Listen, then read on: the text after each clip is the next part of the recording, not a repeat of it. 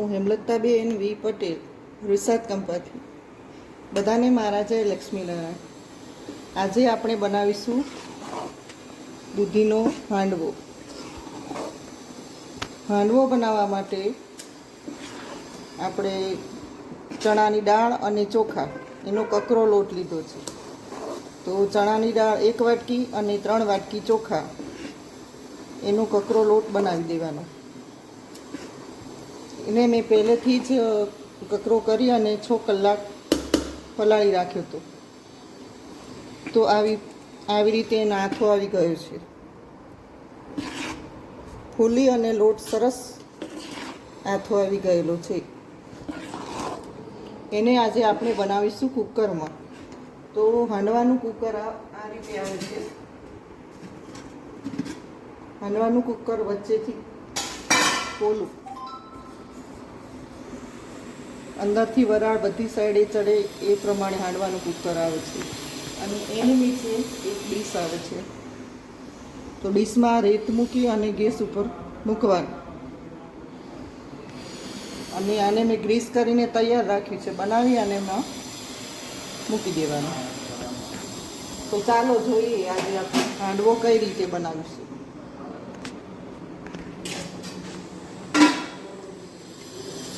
હાંડવો બનાવવા માટે આ કકરો લોટ 6 કલાક પલાળ્યો છે એ લીધો છે. એના માટે આ 1 કિલો જેટલી દૂધી મેં પહેલેથી જ છીણીને તૈયાર કરીને રાખી છે. લસણ અને મરચાંની પેસ્ટ, ડુંગળી અને ટામેટું ક્રશ કરીને લીધું છે, કાચા સિંગાણા, તલ. હાંડવામાં તલનું પ્રમાણ થોડું વધારે હોય તો હાંડવો સારો લાગે છે. મીઠું, 1.5 ચમચી જેટલી હિંગ, મીઠા લીમડાના પાન, કાચી વરિયાળી 1 ચમચી જેટલી, 1 ચમચી અજમો, 2 ચમચી લાલ મરચું. લીલું મરચું લીધું છે એટલે લાલ મરચાંનું પ્રમાણ આપણે જોઈતા પ્રમાણમાં જ લઈશું. હળદર, જીરું, રાઈ, ગરમ મસાલો અને 2 ચમચી ધાણા જીરું અને ખાંડ આખી જ લીધી છે, અંદર ઓગળી જાય ગરમ થાય એટલે. અને 1 પેકેટ ઈનોનું લીધેલું છે. તો ચાલો આપણે શરૂ કરીએ હાંડવો કઈ રીતે બનાવીશું.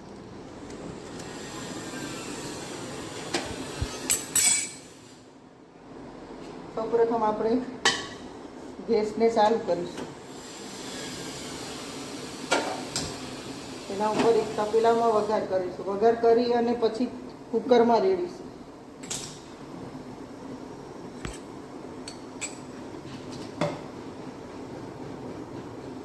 એમાં 3 ચમચા તેલ ઉમેરીશું.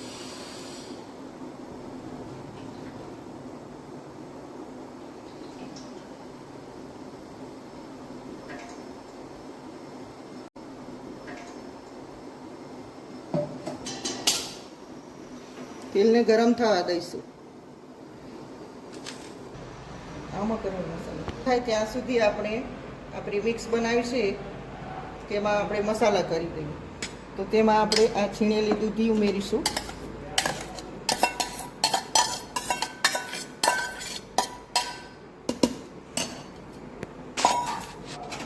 મીઠું,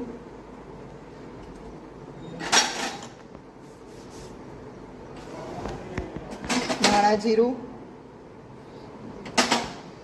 ગરમ મસાલો,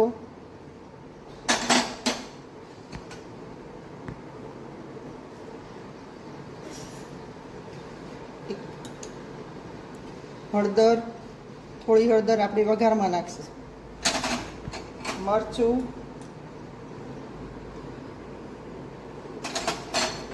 ખાંડ, જોઈતા પ્રમાણમાં નાખ્યું. આપણે જેવું ગળપણ ખાઈએ એ પ્રમાણે નાખવાનું.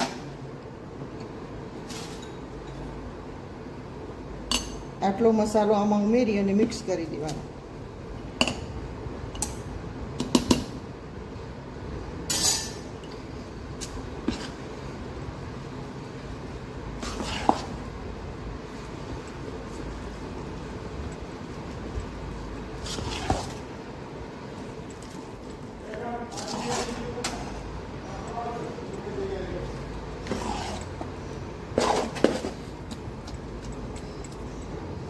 બધો એક સરસ થઈ જાય ત્યાં સુધી આપણે હલાવીશું.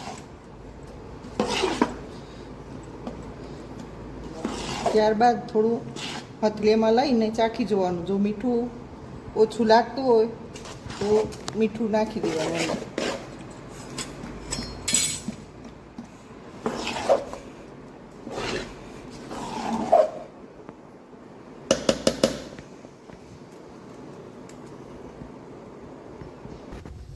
તેલને આપણે ગરમ થવા દઈશું.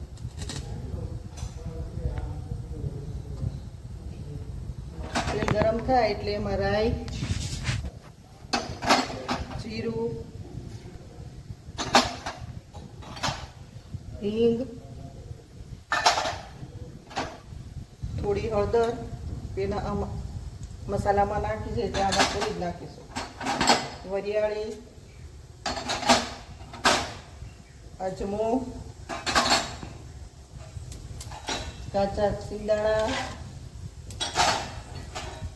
મીઠા લીમડાના પાન.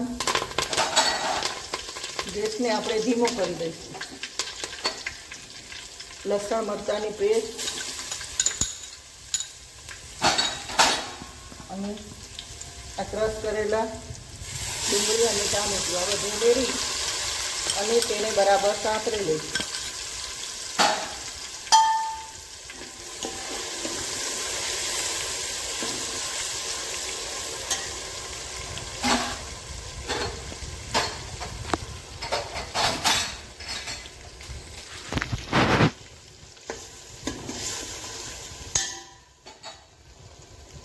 અંદર થોડા તલ ઉમેરીશું. બીજા તલ આપણે ઉપરથી ઉમેરીશું.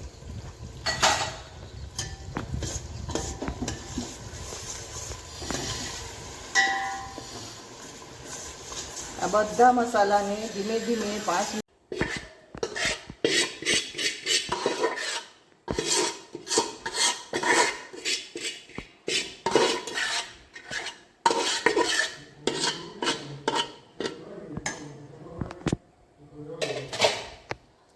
ઉમેરી અને બરાબર હલાવી લઈશું.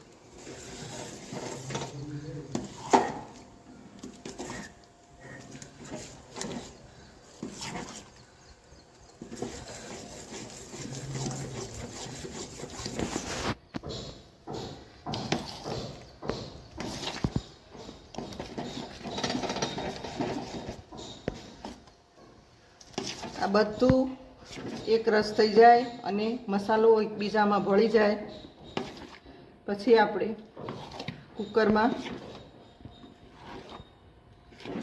ઠલાવી દઈશું એને.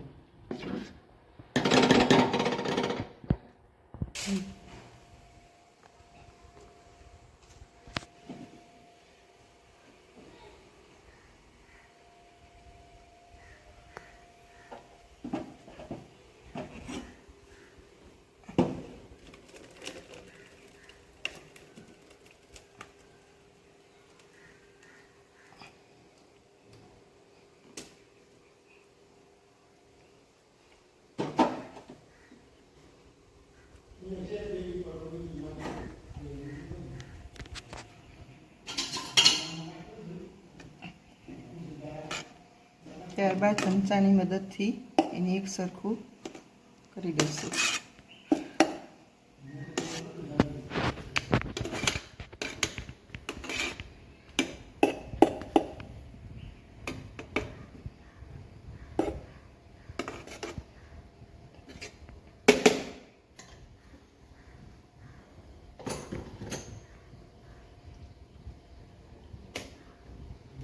હવે આપણે ગેસને ચાલુ કરી અને તેની ઉપર પહેલાં તેની ડીશ મૂકીશું, ત્યારબાદ આ કુકરને ગેસને ધીમું કરી દઈશું. ગેસ ચાલુ કરી અને આ રેતી ભરેલી ડીશ મૂકીશું. પછી આ તૈયાર થયેલો હાંડવાના કુકરને ઉપર મૂકી દઈશું.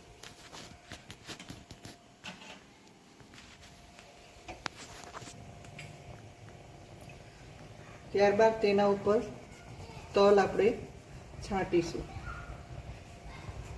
તલ ઉમેરી અને ચડવા દઈશું.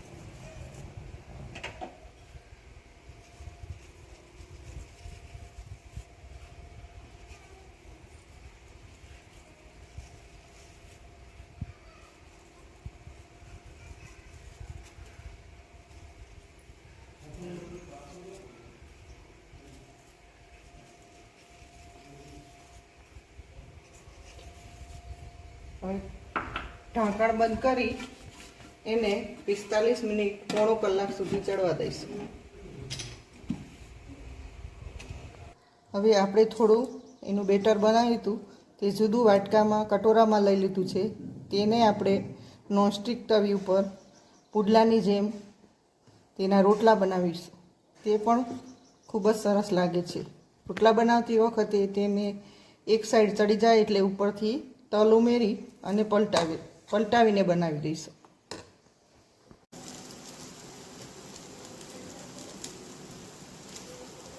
અને ધીમે તાપે ચડવા દઈશું.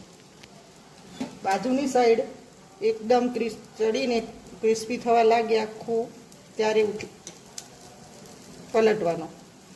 અંદર જો આથો આવી ગયો છે એટલે આ સાઈડમાં જો આથાના લીધે આ કાણા પડે છે અને સરસ પુડલા ઢોસા જેવા તૈયાર થશે.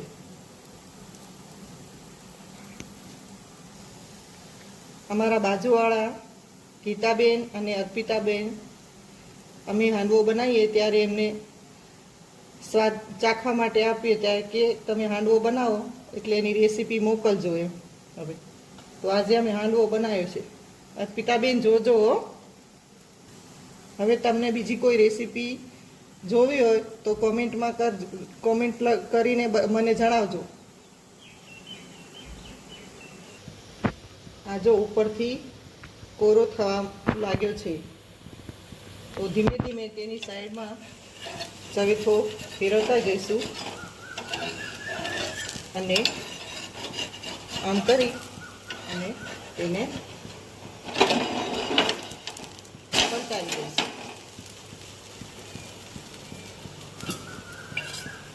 અને ઉપરથી થોડું તેલ લગાવીશું.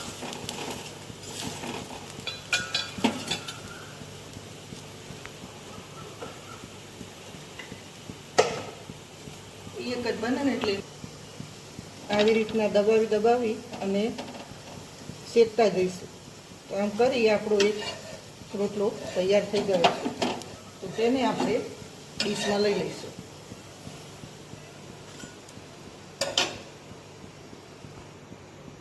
પાછળની સાઈડે પણ આટલું ક્રિસ્પી સરસ બન્યું છે અને આગળ આવું બન્યું છે. એ જ રીતે બીજો પુડલો પણ રોટલો તૈયાર કરી દઈશું. ગેસને ધીમો કરી દઈશું અને દાંડીની મદદથી આપણે તવી પર પાથરી દઈશું.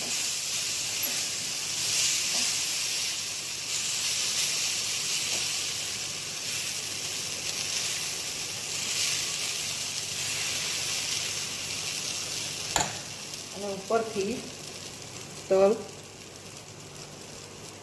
છાંટી દઈશું.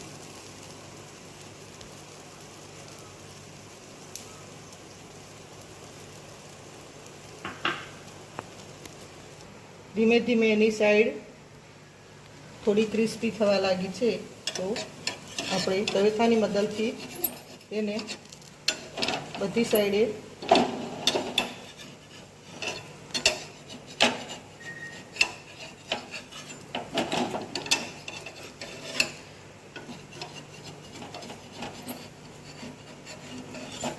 ઊંચી કરતા જઈશું.